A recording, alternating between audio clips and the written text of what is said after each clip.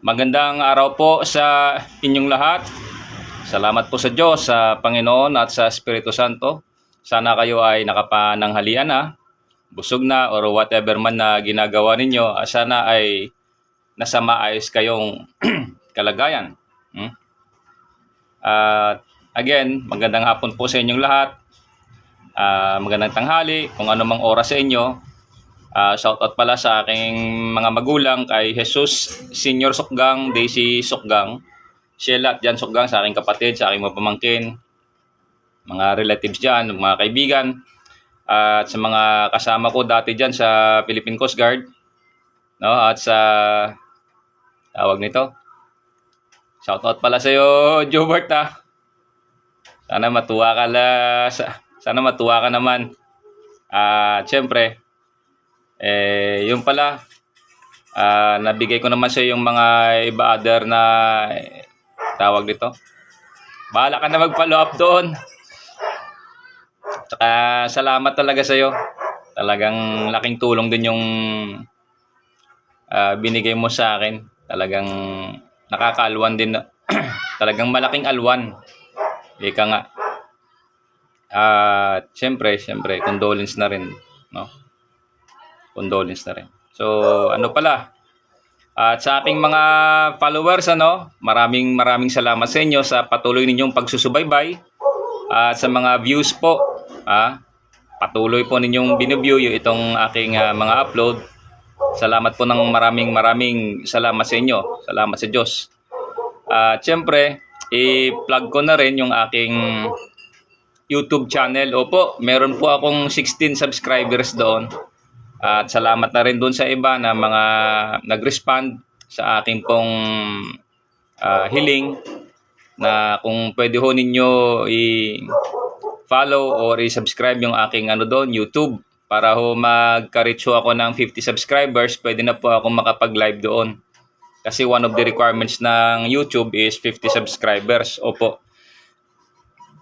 At gaya ng ipinangako ko, babalikan ko muna yung topic tulad kahapon. Siguro, most probably yung dalawang topic na lang na nauna, yung regarding doon sa The Beast is with us, no?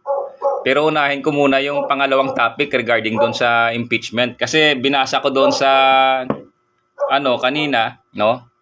Nagising kasi ako mga 3:30. Hindi na ako nakatulog Opo, nagbasa ni-review ko yung aking Facebook live kahapon. At kung inyo pong mapapansin, meron po diyang mga comments na akong ginawa, no? In-upload ko na po diyan or nilagay ko na sa comment section. Makita po diyan sa nilagay ko regarding po doon sa tulad yan sa Senate, yung presiding officer to preside, no? Doon sa Senate trial is meron hong appointed na Senate President, at yung mismong Senate President para bang naging secretary na lang doon, no? Base doon sa clause, no? Doon sa clause sa Article 11, Section 3, in particular doon po sa Senate, meron ho doong subsection 8. Saglit lang po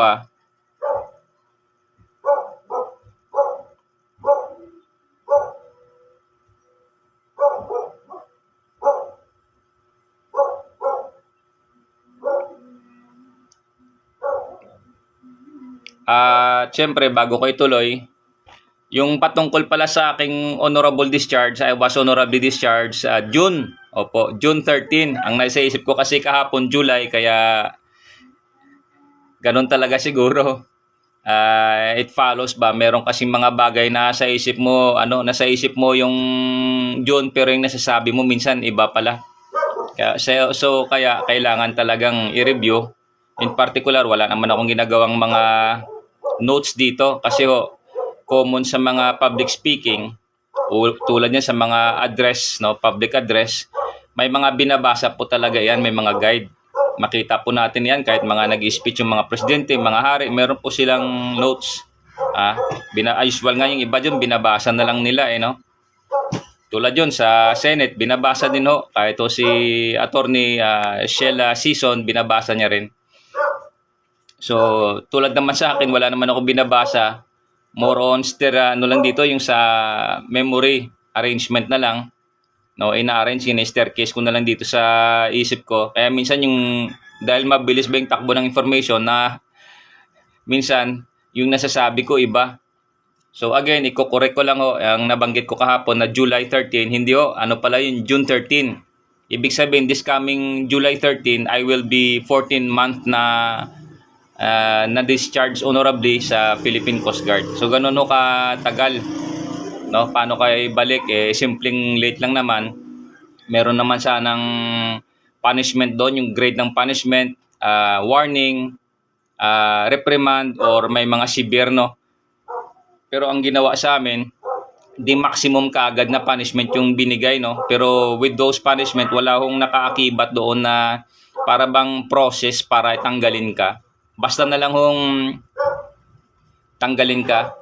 Hindi na nga na-consummate yung hindi nga na-consummate yung direktiba, kasi kailangan doon sa direktiba is you have to submit an explanation letter together with your unit commander as per directed by the Commandant Philippine Coast Guard. So ganun So 4 star iyon, tapos dinischarge ka ng 1 star. So by prima facie evidence, meron akong mga basehan doon based doon sa documentary. May nakita talaga ako doon prima facie evidence to say na that was selective, that was random, no? Ganun talaga. So nasabi ko naman dito sa mga previous ko yon, pero yun na nga, tuloy ko na lang muna dito. So ito po,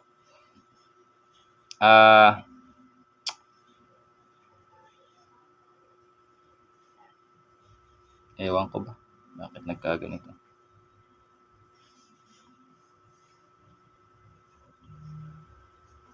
So basahin ko yon na ang nasaksihan natin during the first day, second day, ngayon third day ng Senate trial sa impeachment. Puntahan natin dito yung sa Article 11.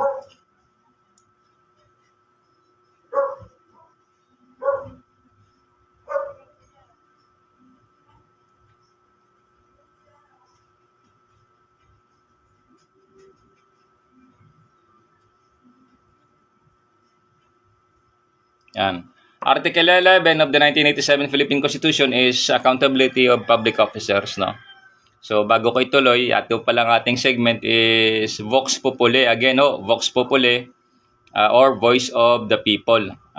Ito po again ang inyong host, Jesus Sokgang Jr., a Filipino content creator. So ito na po, babasahin ko kahapon. Ito ngayon, in particular kahapon sa sinabi ko sa 3 topic, no? So sa ngayon, ang itatopic ko ngayon, 2 lang muna. So ito muna sa impeachment, no? Sa Article 11, Section 3, no? Section 3, Subsection 1, the House of Representatives shall have the exclusive power to initiate all cases of impeachment. Kaya nga, pag nag-file kayo, doon kayo sa lower house, sa Congress. Kasi pag sinabi mong Congress, meron silang upper chamber tsaka lower chamber. Ano yung upper chamber? Yung Senate. Tsaka yung lower chamber, yan yung Congress. No? So, tuloy natin dito. Puntahan ko doon muna. Rektahin ko na sa may subsection 8.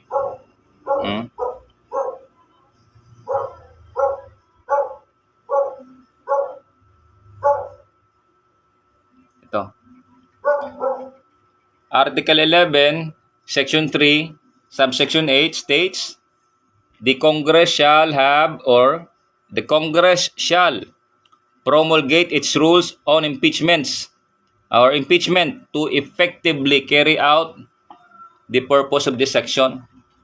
So, malinaw dito, Congress, hindi Senate, Kasi dito sa sinasabi nga na presiding officer o to preside is the Senate President. So, ang nangyari doon, nagkaroon sila ng appointment ng Senate President. Siguro, malamang hindi kaya ni current Senate President Gatchalian, Senator Gatchalian, na maging presiding officer o to preside the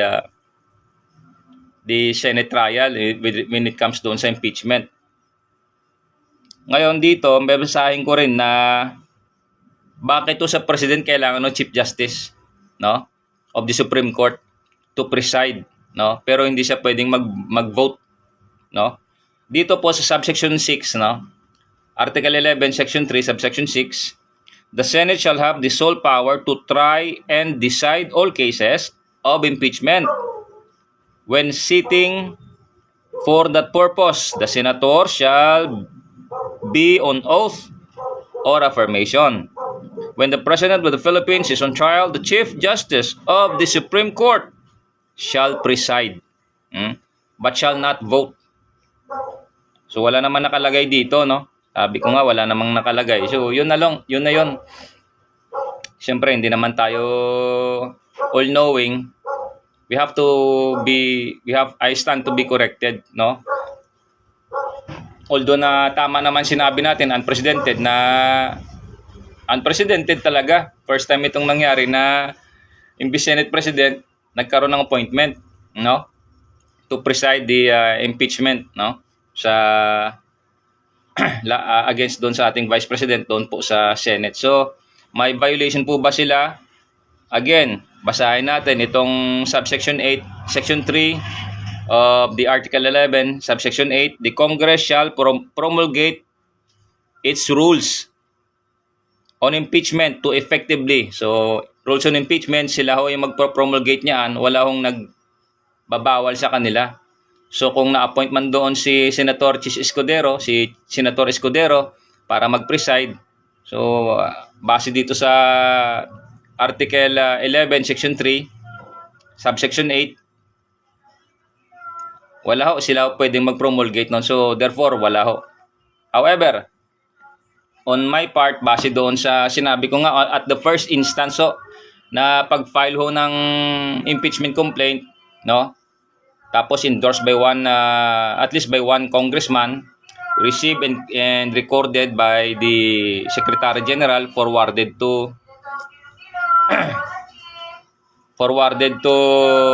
the House Judiciary Committee with the 10 session days to come up with a report, no, to be forwarded to the plenary for the articles of impeachment, no, within 60 session days, and to be calendared and transmitted to Senate for trial. Yun na nga, nagkaroon na nga ng trial kasi na-transmit na sa Senate. May trial na nga. So, ongoing yung trial. However, since doon na tayo sa Senate, siguro kung ako halimbawa yung Defense Counsel, papatawag ko mismo yung nag-file ng impeachment na yan. Ilatag ko sa kanya kasi ang dami naman silang na-file doon. Kasi in particular doon, yung utterance ni Vice President when it comes doon to assassinate the President, ano? So, ang malino naman yung sinabi niya doon, pag siya yung namatay, pero alam na natin, ganon. Malino yung sinabi niya, pag siya namatay, patayin mo rin yung ganon. So, ganon ba? Utterance lang yun, no? So, kumbaga, nagbibigay na siya ng last, will and testament niya, ganon. Last will and testament niya, pag siya yung namatay, siyempre, alam naman natin that there was a precedent. Opo, there was a precedent na yung ating dati si late Ninoy Aquino ay talagang pinapatay diyan sa tarmac. Kaya nga tinawag yung Manila International Airport, ginawa hong Ninoy, no? Ginawa hong NAIA. Tribute yan sa the late Senator Benigno Ninoy Aquino. So kaya nagkaroon ng ganon. So, hindi ko naman siya sinasabi na pero by politics, no, in defense of the accused or the respondent, meron na kasing precedent. At yung kasalukuyan, nakaupo, sabihin na natin talaga si President Marcos. So, siguro meron siyang pangamba sa buhay niya, meron siyang threat na ganon. Kasi ganon talaga ang nagiging kalakaran sa Pilipinas at may precedent na nung time ni tatay niya. However, base sa mga kwento-kwento o mga balita, no, hindi naman ginusto iyon, hindi naman pilinano iyon talaga ni Senyor Marcos. Kaya nga ang balita pa nga doon, habang nagkakape siya, may binato siya doon sa Malacanang, binato niya ng kape, nagiinom siya ng ganyan, humihigop siya nung nabalita niya na inassassinate si Ninoy Aquino, binato niya basta may binato siya doon, alam na yung kung sino yung binato niya. So, ganon. At may mga instance pa na alam naman kung sino yung nagplano para pumatay at sino yung mga involved. Siyempre, nagkandamatay na rin no? Malayo-layo na yon. So, baka mapalayo pa tayo. Yun na lang ho. Pagdating doon sa Senate trial, meron hong appointment. Meron hong appointed to preside the impeachment trial. Baka sabihin ay violation. So, malinaw ho ang sinasabi ng Article 11, Section 3, Subsection 8. No? Congress shall have promulgate na para ho basahin natin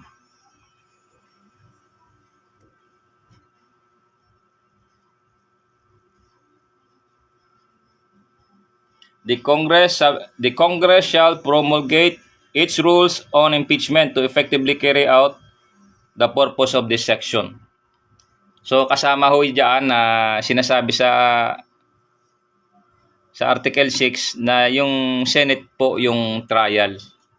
So kasama yan doon. Basahin nyo na lang ho yung Article 11, Section 3. No? Makikita nyo yan doon, yung mga sinasabi natin dito. So ang tanong, unprecedented? Yes, unprecedented. Constitutional, nasabi ko nga kahapon, probably unconstitutional. Yun na nga, nasa Constitution, pwede pala. Constitutional, ibig sabihin, hindi siya unconstitutional. So again, I stand to be corrected. It's constitutional. Kasi nga, wala namang may nagreklamo. However, malinaw dito, Congress, baka yung connotation, pag sinabing Congress, House of Representatives, abay, hindi basta ganun lang siguro kasi may mga, alam ito ng mga constitutional lawyer. May tinatawag dito na brevity, may tinatawag rito yung mga contextual, no? Sabihin natin contextual of the Constitution, the context of the Constitution.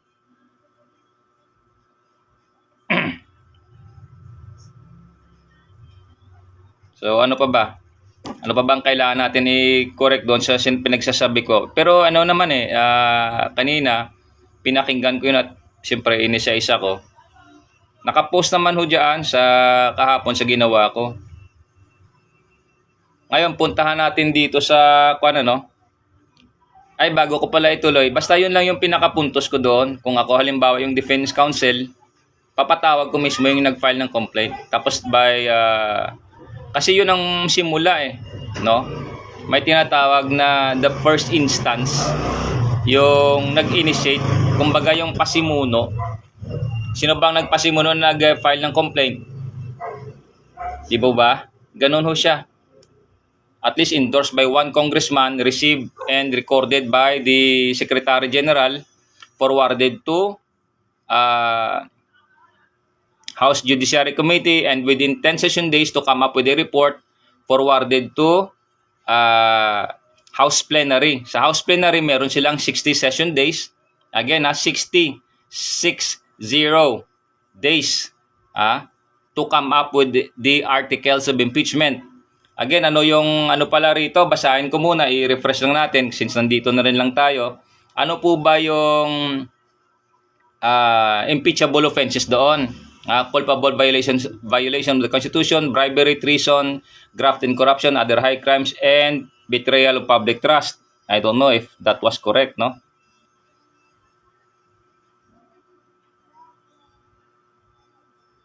Ito.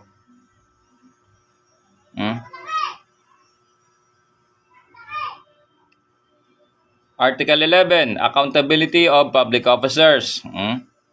Section 2, the President, the Vice President, the members of the Supreme Court, the members of the Constitutional Commissions, and the Ombudsman may be removed from office on impeachment for and conviction of culpable violation of the Constitution, treason, bribery, graft and corruption, other high crimes, or betrayal of public trust. Yun, 6 yun. Malinaw yun, 6. So, I don't know if the utterance, to utter na para bang last will and testament mo yun, last and will statement mo yun, pag pinatay ka, patayin mo rin si ganito kasi alam naman natin yung takbo ng politika. May precedent na That is not new. Ibig sabihin, may precedent na ho. May precedence or precedent. there was a precedent or precedence. So ganun, 6 yon yung violation. So kasama ba doon sa other high crimes? Wala kasi akong mga documents, pero sinasabi ko sa inyo, pwede itong paraan kaso wala tayo sa posisyon, wala tayo sa lugar, wala tayo kapangyarihan, hindi tayo pwede lang basta magkakalkal ng mga files doon, wala tayong authority. So ganun ho siya. Wala tayong clearance. So ganun. So ang ating batayan dito is the Constitution.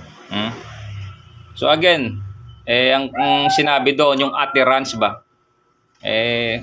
Sabi ng prosecution, siyempre, pagandahan ng kwento yan, no? Pagandahan ng kung delivery, pagandahan ng speech.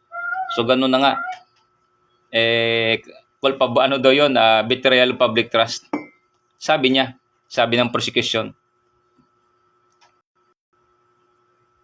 So, hindi ko na pinakinggan yung iba doon kasi lalo na nga, yung unang araw doon, nairita talaga ako doon sa isang sabihin ko pa ba rito?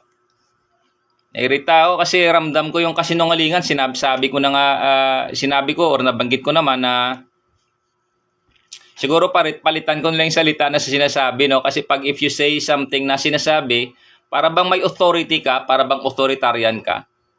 Siguro sabihin ko na lang ganito, let me rephrase that statement. Nabanggit ko naman, no? Yan. At least nabanggit ko naman na hindi ko ba na dapat pagka nag-aakusa ka, dapat imakulada ka rin. Kung yung asawa mo, merong warrant of arrest, tinago, merong documentary which is digital evidence na sinabi mo talaga iyon, sira na kagad yung reputasyon mo. See, ganun yun. Sira na yung reputasyon mo. Kasi kung ang tanong nga doon ni Attorney Sheila Sison, how will you arraign the respondent, the accused? Nagkasagutan nga sila doon. Sinearch ko naman dito yung arraignment or arraign is para bang i-account mo siya. Ibig sabihin, pababayarin mo ba yung sisingilin mo siya ng confidential fund? So, ganon. Dapat ang sinagot doon, arraignment, I would like to arraign is to remove. Dapat ganon. Is to remove the hearing impeachable officers from office. Kasi na-violate niya yung 6 na nakasaad doon sa Article 11, Section 2. Culpable violation of the Constitution, bribery, treason, graft and corruption, other high crimes, and betrayal of public trust. So, within those offenses, impeachable offenses, na-commit niya. Pero kaya dapat siyang i-arraign, dapat siyang tanggalin muna and then susundan ng mga another cases na nararapat. Kasi dapat tanggalin ka talaga sa opisina. Yun ang sinasabi ng Constitution. Ano pa ba? So kung ako naman yung defense counsel, halimbawa, papatawag ko yung nag-file ng complaint. Ko-cross-examine ko rin doon. Kasi may tinatawag din, sinabi ko nga kahapon, rules on evidence of the rules of court. The burden of proof nga, sabi nga ni Attorney Sheila Sison, is to the accused. Kung may nag-file, dapat siya yung nag-aakusa. Ano bang alam niya? Ano bang mga ebidensya niya? No? Within the bounds of the law. Within the bounds of the law and within the bounds of the courts, no? So, mahirapan sila dyan. So, tapos isa pa pala, may tinatawag dito sa sinasabi sa conviction, dapat 2/3 of the entire Senate members, no? Ilan sila? 24. 2/3 doon. Divide mo sa 8. So, 3, no? I-fraction mo. Least common denominator is 3. So, 16. That's 2/3. So, kailangan ng 16 votes ng mga senator, sitting senator or trial senators or senator judges. Yan. Senator judges kailangan ng 2/3 votes para ma-convict si Vice President Sara Duterte para matanggal siya sa office. However, since na ongoing pa naman, bahala sila doon. Pero ang akin lang, sinabi ko na nga, nabanggit ko naman na dapat pag ikaw nag-aakusa, imakulada ka rin. ang binabanggit ko pa lang naman base doon sa prosecution. However, doon naman sa trial judges, no, senator judges, iba dyan may mga problema pa tulad dyan sa citizenship. Ang iba dyan may bigamy pa. So, paano ka makapagboto kung meron kang ganun? No? Yung ibang senator na balitaan ko, may nakakulong pa, tapos may nawala pa. So, paano makavote iyan? No? Okay, majority halimbawa, sa majority is 13. So, kailangan na lang nila at least 3. However, doon sa 13, doon mismo sa 13 na majority ngayon, may problema sila kasi meron isa dyan, yung issue niya is questionable pa doon yung citizenship niya. Tapos yung isa, questionable din yung, siyempre may una siyang asawa, tapos may asawa siya pangalawa. Ano tawag mo doon? So, ganun ho.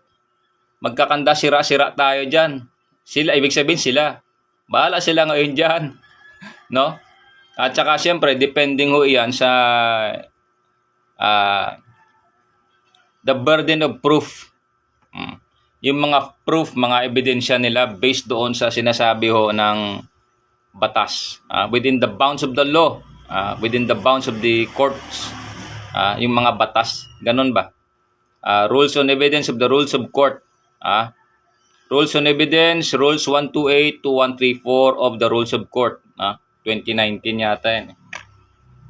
So yun, at least nabanggit ko naman. At least ba, hindi ko sinasabi. Kasi pag sinabi mo kasing sinasabi, you have the, para bang authority ka. Kasi matandaan natin, minsan mapasok ko lang, masigway ko lang ng kaunti. Nagkaroon kami ng usapan sa opisina, in-educate ko yung aking mga kasama when regarding doon sa Luneta, yung mga debater dyan. Siyempre, at the end of the day, nakwento ko sa kanila, at the end of the day, that is all talk. Bakit all talk? Bakit? Siyempre, wala kang otoridad, wala ka sa posisyon, all talk. Pero pag sinabi mong may otoridad ka, you have the say. Kasi pwede kang magpasa ng mga panukala, mga policies para usundin. So you have the say. Kaya yun ang pinagkaiba ng talk and say. If you talk, sige, all talk, wala namang bearing yan eh. But then if you have a say, ibig sabihin may authority ka. So ganun no, welcome mo sa inyo. Welcome, at least natututo tayo. May mga sources naman tayo dito, Google and Wikipedia. So ganun lang ho. Ano pa ba ang gusto ninyong i-tackle ko kung meron kayong, again sa Article 11, Section 3, Subsection 8, kung the current impeachment trial merong appointed Senate President presiding the impeachment case o the impeachment trial, ang tanong, is that constitutional? Yes, nakasaad po yan sa Article 11, Section 3, Subsection 8 na the Congress shall have to promulgate dito. The Congress, Subsection 8, Article 11, Section 3, Subsection 8, the Congress shall promulgate its rules on impeachment to effectively carry out the purpose of this section. Okay? Ang trial, saan yung trial? Siyempre, sa Senate, kaya nga sa Senate na ngayon. So, yun lang pala. Nabanggit naman doon yung mga impeachable officers pala sa Section 2, no? The President, the Vice President, members of the Supreme Court,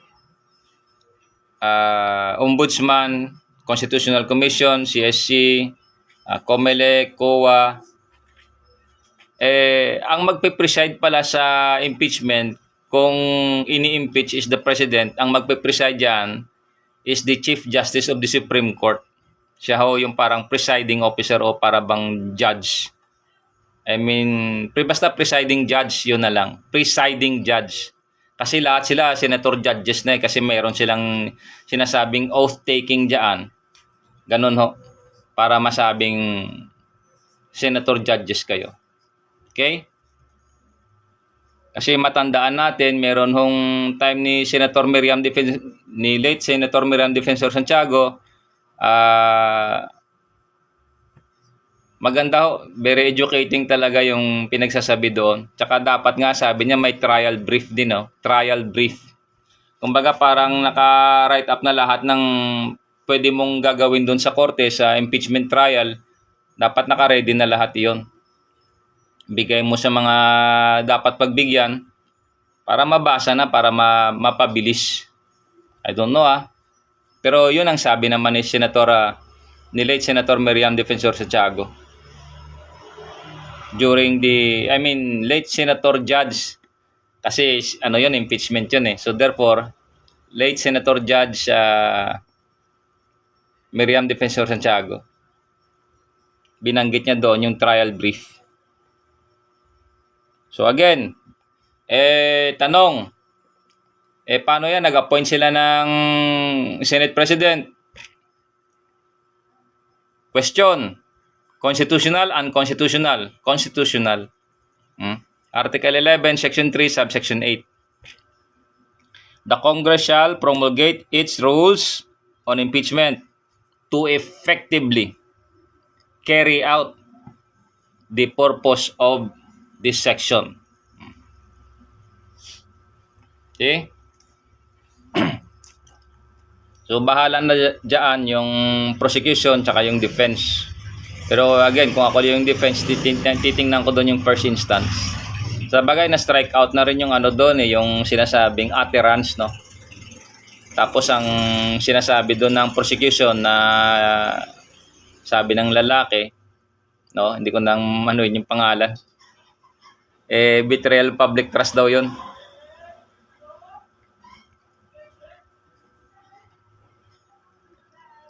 Matawa ka lang minsan para bang paano naging betrayal of public trust yan kung nagsalita ka na alam mo naman may president? Ano ba ang what constitute a betrayal of public trust? Ganun lang yun. Yan ang pinakatanong What constitute a betrayal of public trust? Is the utterance a farewell statement or a farewell last na parang will and testament or will and statements mo, no? Last will and statement mo. Was that betrayal of public trust? Tiwala ba ng tao yung sinira mo pag nagsabi ka ng ganon? Nadepensahan mo sarili mo? At all cost, by all means, no? Nasabihin mo yan. Bill of Rights naman, nakasaad naman sa Bill of Rights No law shall be passed abridging the rights. Kung sabihin mo yon, karapatan mo yun kasi alam mo meron kang panganib Hindi mo ba pwedeng sabihin na the freedom mo yun na para sabihin yun kasi nanganganib, buhay mo na yan Ano pa bang higit dyan na makapigil dyan sa buhay mo na sabihin mo yung ganyan? Dahil ba may opisina ka? Hindi That is the nature of man. That is the God-given right. That is a God-given right. Not a constitutional right only, but a God-given right. Ganun lang yun. Ganun lang ho iyan. So welcome sa inyo. Kung natutunan nyo man yung mga bagay na iyan, siyempre pasalamat tayo sa Diyos. May konstitusyon Siyempre, ang kailangan naman natin dito, sabi nga ni Atty. Liban, is a critical thinking. We have to think logically. We have to think with reason. With reason. Oy, congrats pala sa'yo, Rio Not guilty with reasonable doubt. See? With reason. So, ganun lang ho iyon. So, nakakatuwa dahil yung utterance mo, last will and statement mo, in case na may mangyari sa iyo, sabihin mo yung ganong bagay, guaranteed by the Bill of Rights. And it is a God-given right. Na kung merong banta sa buhay mo, sabihin mo. Ganun lang yun. Kasi meron naman talaga, meron ng president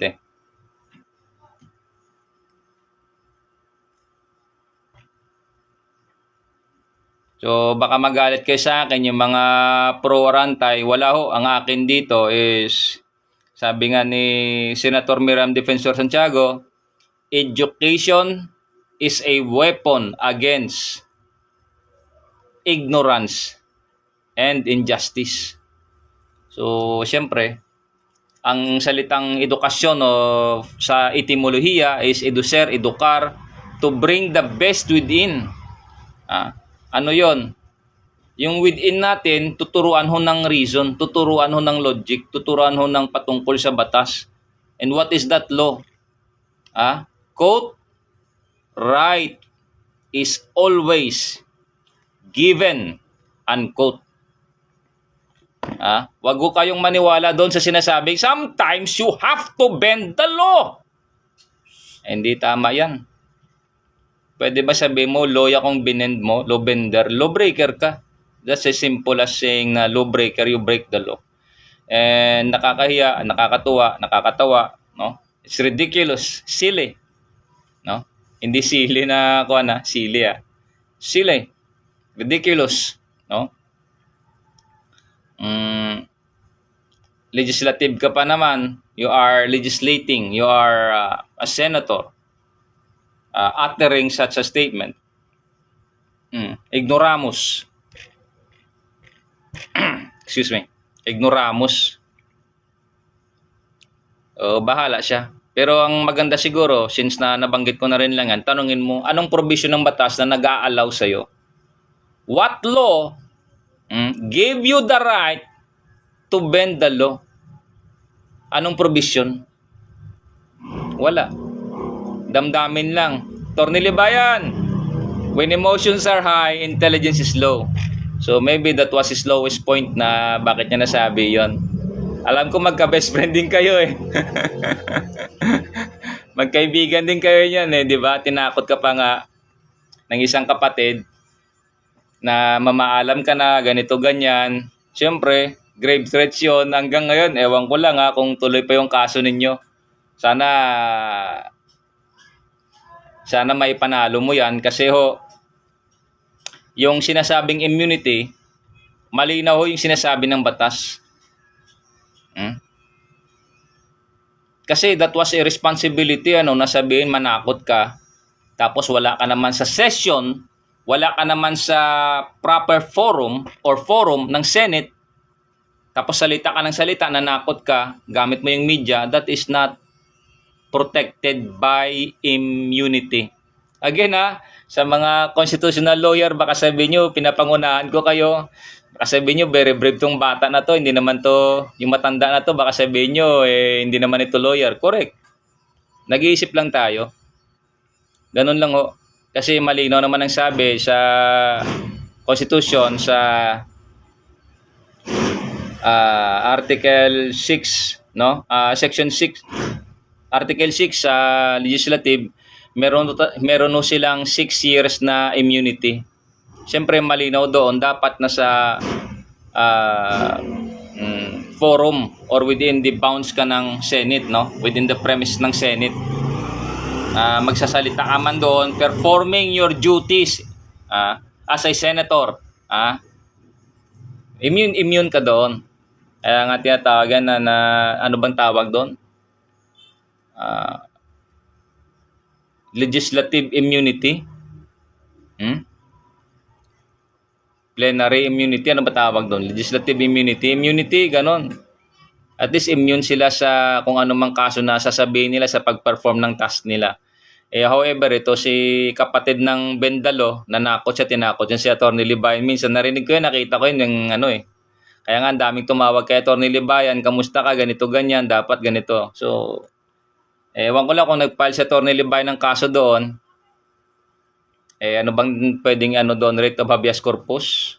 Ano ba tawag doon? May mga ganong bagay Protektahan din yung buhay mo kasi may nanakot na Siyempre, I don't know kung time na yun, senator pa siya or hindi si senator. Bahala sila dyan.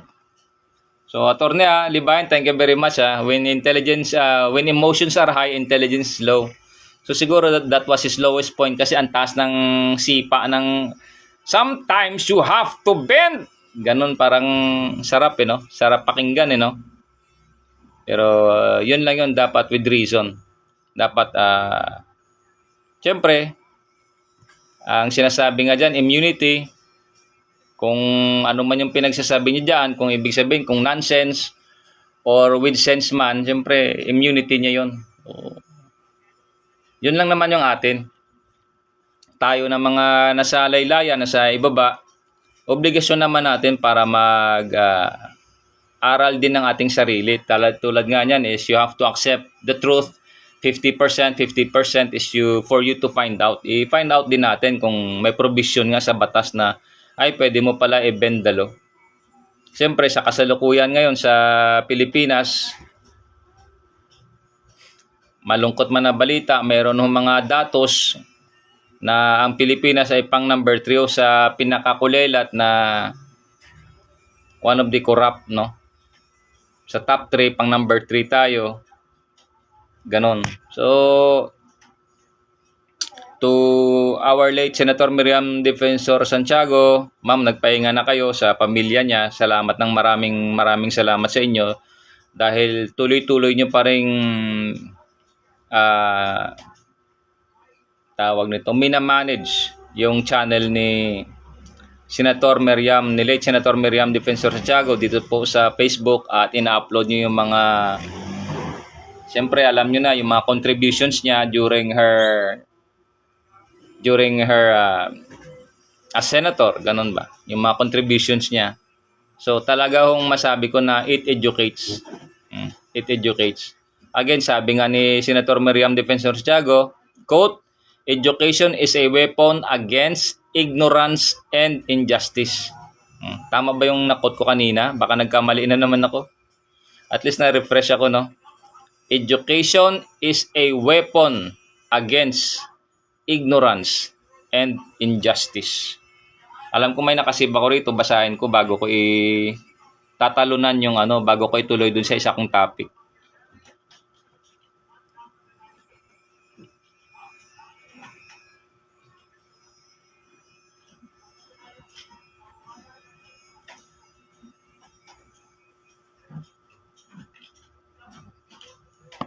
Baka nandito.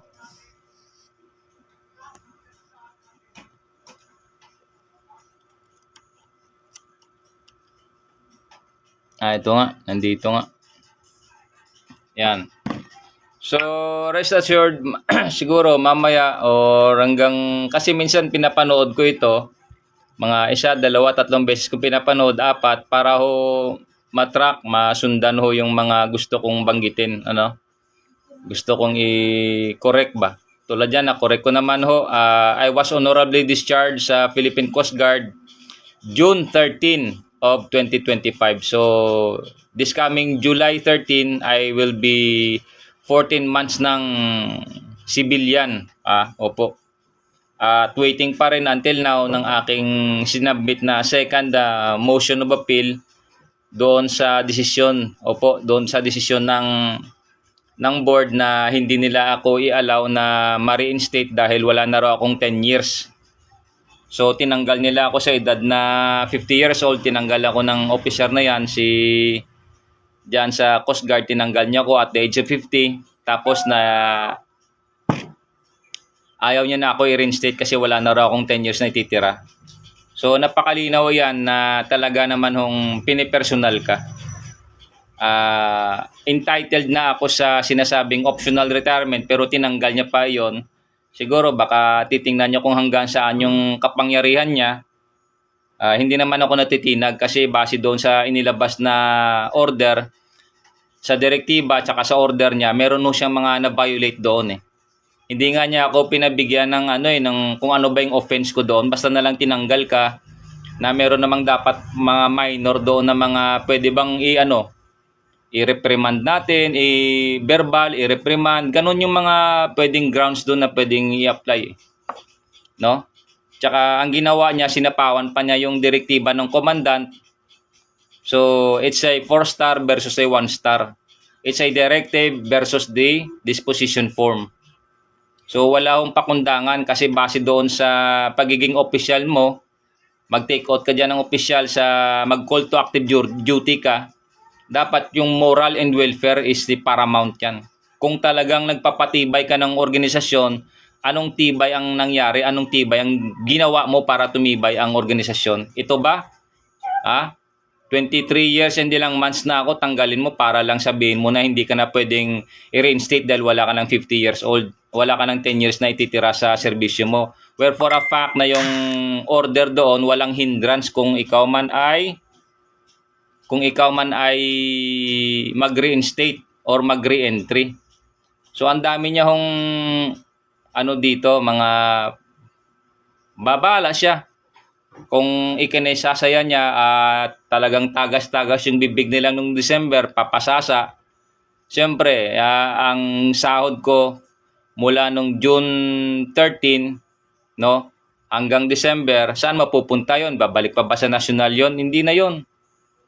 Kasi budget na for the whole year yan no? Budget yan. So, ganun lang ho.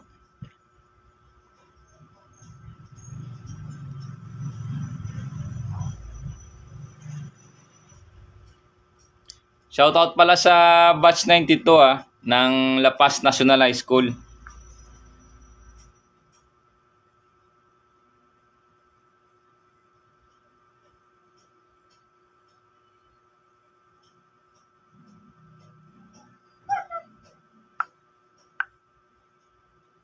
So, shoutout pala sa inyo. Sa mga classmate ko nung high school dyan sa La Paz National High School, salamat naman at sinali nyo ako sa tawag nito sa group chat. So, salamat salamat ng marami sa inyo. Madamo gid nga salamat sa mga classmate ko, batchmate ko sa La Paz National High School. So, ano pa ba? So, balikan natin dito. Appointed Senate President, constitutional? Yes, it's constitutional. Article 11, Section 3, Subsection 8. Basahin nyo na lang po. So, puntahan pala natin dito yung sa may The Beast. Actually, mahaba-haba ito yung babanggitin ko patungkol sa Beast. No? Opo, mahaba-haba ito. Kasi may gusto akong i-play dito yung si Victor Gao, yung mga pinagdadaldal niya. Actually, sinare ko rin sa Facebook ko no.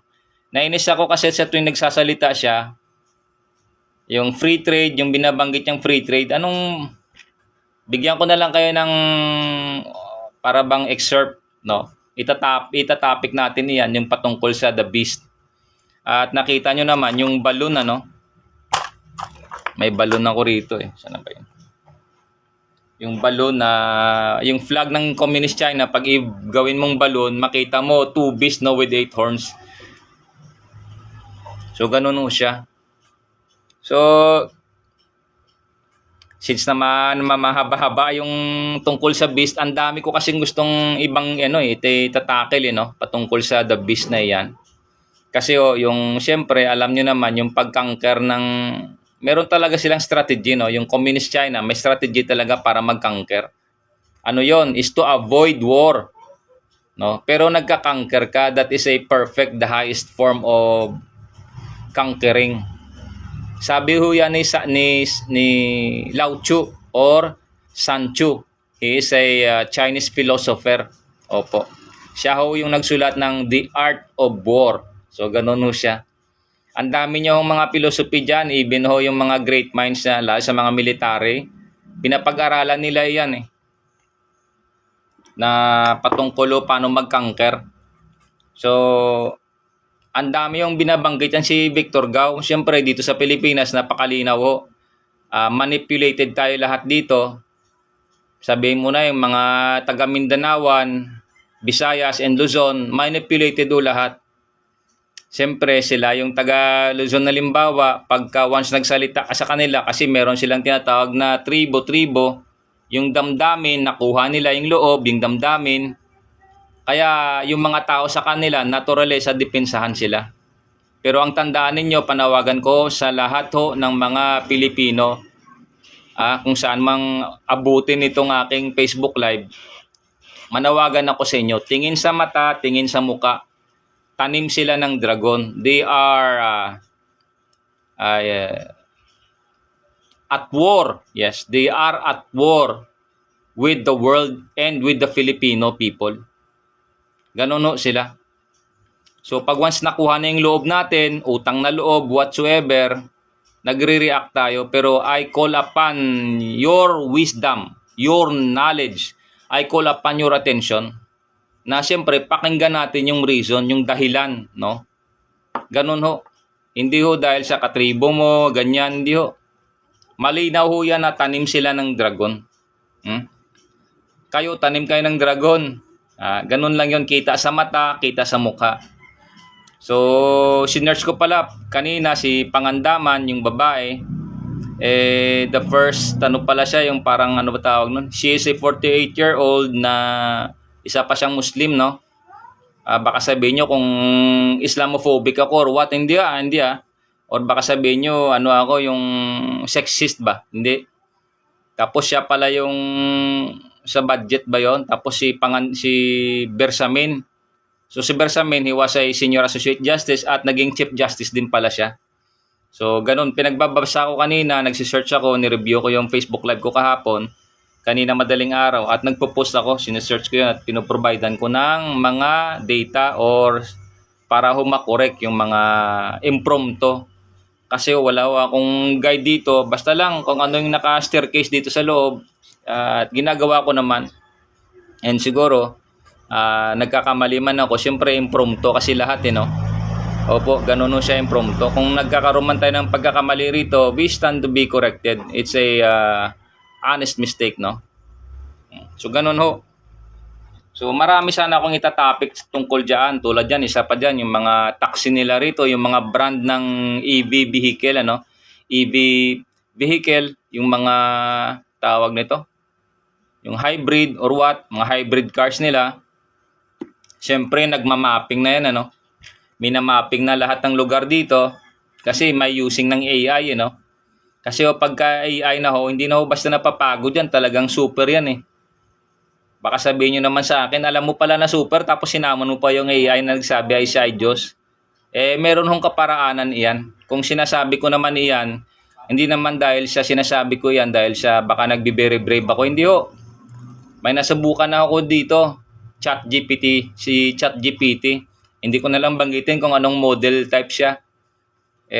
Binuksan ko yung sikreto niya, natawa nga siya So, ganun lang ho. So, tawag nito. Kung banggitin ko man ganyan, ay meron ng kaparaanan diyan. Siyempre, sinabi niya Diyos siya no? Siyempre, pag sinabi mong Diyos ka, parang omnipotent, all-knowing, para bang wala kang pagkakamali, no? Perfect siya. Siyempre, hamon na hamon lang yon.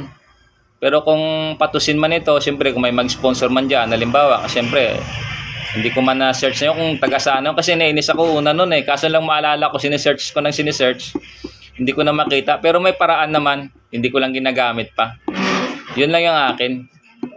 So, ano pa ba? So, balikan ko lang, tulad yung mga EV vehicle nila, may mga power dyan ng AI. Lahat tayo dito na mapping na. Tapos lahat tayo na tawag nito, yung profile, naka-profile na. So may mga camera kasi yan Tulad dito, nakikita ko sa Facebook Live, pag once i-download nila sa AI yun, matatrack agad ako. Basta marami yung kaparaanan para matrack ang dami Hindi naman tayo ignoramos tungkol sa ganung bagay. However, hindi tayo pwedeng matakot kasi ang sabi ng Panginoon sa mga duwag, nasa Revelation chapter 21 verse 8, sa mga duwag, kasama yun doon sa mga binabanggit. Marami po yun doon Marami po doon ang nakasama doon na kung sino yung pupunta sa impyerno. Yung magbabayad do. At sisingilin ng Diyos yun. Kaya nga papapuntahin ka sa impyerno no? Dahil nga sa mga kasamaan, dahil sa mga kasalanan. Pero tayo naman tao, may pag-asa pa naman tayo magbago. Humingi tayo ng tawad sa Diyos, sa Panginoon. Magbalik loob tayo sa Diyos at syempre sana patawarin tayo at pagbagong buhay tayo. Kung meron pa tayong pagkakataon habang tayo ay nabubuhay, syempre pagkakataon na yun, every day is an opportunity, every day is a blessing to return to God, Acknowledge God and change your ways. Ganun lang po iyon. So ano pa ba? So siguro bukas na lang siguro yung itatopic ko sa about sa dragon. Isa pa dito, maglo-lobat na naman yung cellphone ko no. So ganun lang if you have any questions, suggestions, comments, please don't forget to like, share, and follow. I also I implore na yung aking pong YouTube channel, may naka-thumbs up din po ako. Kung ano po yung profile picture ko dito sa Facebook, siya din po yung profile ko doon sa YouTube. Opo. At kung isi-search ninyo, yung pangalan ko doon sa YouTube, yun mag-a-appear na iyon. At nga pala, bago ako magtapos, in closing, itong aking t-shirt, bakit ito pa rin since 2023 pa pala, andyan na yung t-shirt mo? Ito kasi yung t-shirt ko na nandun ako sa Luneta, meron po parang, ano ba sabihin natin, 4 na bituin sa langit. So, ganon. Kaya, mga ganong bagay ba? Kaya para na rin naging, ano ko ito, para bang signature mo na rin, no? Parang brand name mo na rin kasama na doon. So, ganon lang Salamat ng maraming salamat sa Diyos, sa Panginoon at sa Espiritu Santo. Maraming salamat sa inyo, sa aking mga magulang, sa aking tatay, Jesus Sukgang Senior, sa maghihiting kong tatay, nanay, Daisy Sukgang, sa aking kapatid na si Sheila at Jan Sukgang, sa aking mga pamangkin, relatives, mga kaibigan, at mga kasama ko dyan sa Philippine Coast Guard. Maraming salamat sa Diyos, sa aking mga viewers, sa aking mga followers. Maraming salamat po sa inyo, sa patuloy na mga nag-view. Please don't forget to like, share, and follow. Siyempre, I do not solicit. Ganun lang po.